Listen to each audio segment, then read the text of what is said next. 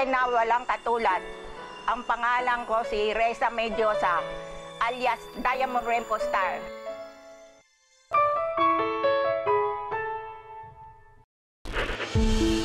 Walang kahit anumang okasyon. Pero ang 61 taong gulang na si Lola Reza, posturang-postura, gayak na gayak at puno ng kolorete. Kasi pampaswerte yan eh. Pampaswerte. Kasi ako sinilang, pampaswerte, bigay. Kasi yun walang katulad, masipag, masunurit ng Diyos. Kaya ako, yun rin na nanganak. Ako, yung mapalad ako. Puntahan natin ngayon si Lola Reza na nabalitaan ko na may kakaibang hilig sa pananamit. Kausapin natin siya.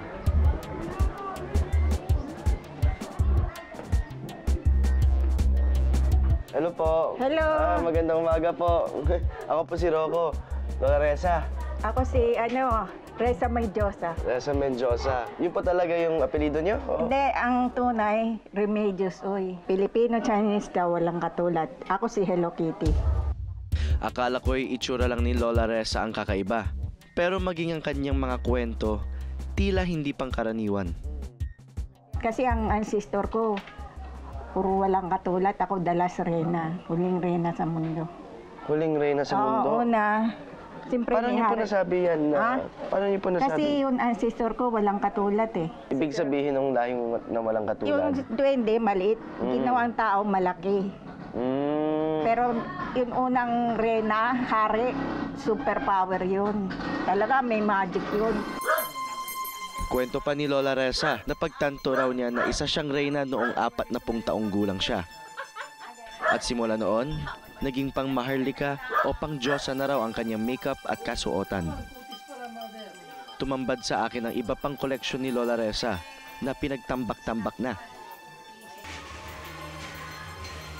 Ano po tong mga gamit na to? Ito, pagbili ko, shopping, lagay ko kasi nababaha pa. Pang makeup ko, kuha ko. Makeup dito? Oo, kuha lang ako mag-makeup. Asa po makeup niyo dyan? Sari-sari naman eh. Iba-iba, hanapin niyo. Lungkat na lang kayo. Oo. Pasensya ka na kasi Okay lang magulo po. pa. Pansin ko maraming plastic. Oo, binalot na para hindi malikabog. Paano niyo po nalalaman kung saan po nakalagay? Memorize niyo na po talaga? Hindi naman, hanapin ko lang kung anong type kong lalagay. Ganun lang. Parang madaling hanapin, lalagay ko na. Kakabit niyo na lang? Oo. Dahil sa dami ng nakatambak na gamit ni Lola Reza, mahirap nang kumilos sa loob ng kanyang bahay. Okay lang po. Maging ang ikalawang palapag ng kanyang bahay, puno rin ng iba't ibang kagamitan, gaya ng mga damit. Dito po, ano po meron? Di po kayo nahihirapan gumalaw dito? Hindi naman. Sanay na po kayo? Mas madalas ako sa baba eh. Dito po, walang... Gamit din yan. Gamit lang talaga. Oo. Yun po, ayaw niyo po ipatapon. Tsaka na. Okay lang po? Sabay-sabay. Oo, buksan mo lang. Mga gamit din. Kada kwarto, punong-puno ng gamit. Dahil wala sa ayos ang mga naipon niyang gamit, minsan ay nahihirapan na rin siyang hanapin ang mga bagay na kailangan niya. Silipin ko nga kung na dito o wala. Hanapin ko nga.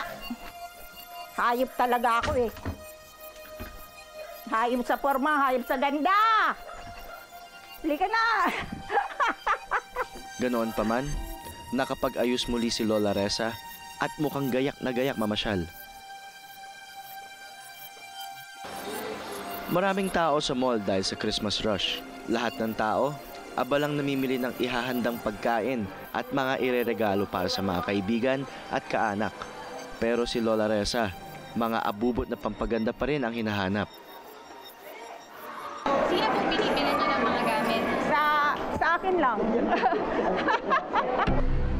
Sa loob lamang ng kalahating oras ng pag-iikot, 2 hairpin na agad ang nabili niya. Taong 1999 pa raw nang tumira si Lola Reza sa bahay nito dito sa Malabon. Kasama pa niya noon ang kanyang ina. Pero nang pumanaw siya, 5 taon na ang nakararaan. Mag-isa nang namumuhay dito si Lola Reza. Hindi na rin kasi siya nakapag-asawa. Kasi ayaw niya ako mag-asawa muna. Gusto niya dalaga muna ako magkaway para concentrate sa kanya muna. Paano po niyo nasabi sa inyo? Siyempre mapipili ko eh. Wag na pag may lalaki lahat, parang wala pa eh. Wala pa sa isip ko eh. Kahit madami, wala pa akong sinasagutan eh. Pero gusto niyo pa rin mag-asawa? It's natural. Para may kasama, may kakwento. Para tayong makapatid. Para happy ending.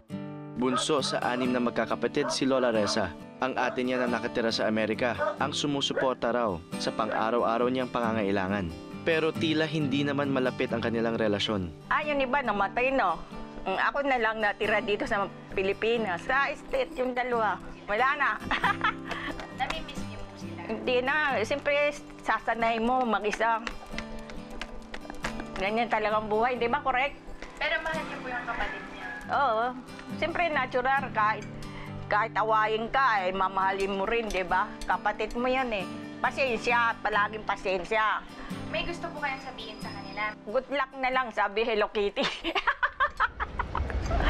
Oo. Wow. Ang mahiwagang bato na hulog sa mundo. Lahat ng tao sa mundo hinahanap to. Biglang lumitaw, si Miss Suave pala ako. Hi ha ha ho ho ho. Hi ha ha ho ho. Lahat ng tao sa mundo maligaya, dumating na si Miss Suave. O yan ah!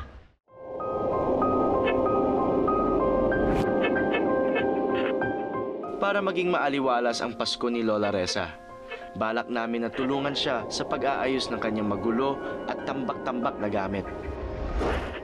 Ayon sa psychologist na si Dr. Cherry Raneses, makatutulong ito upang maging maaliwalas hindi lamang ang kanyang ginagalawan, kundi maging ang kanyang pag-iisip.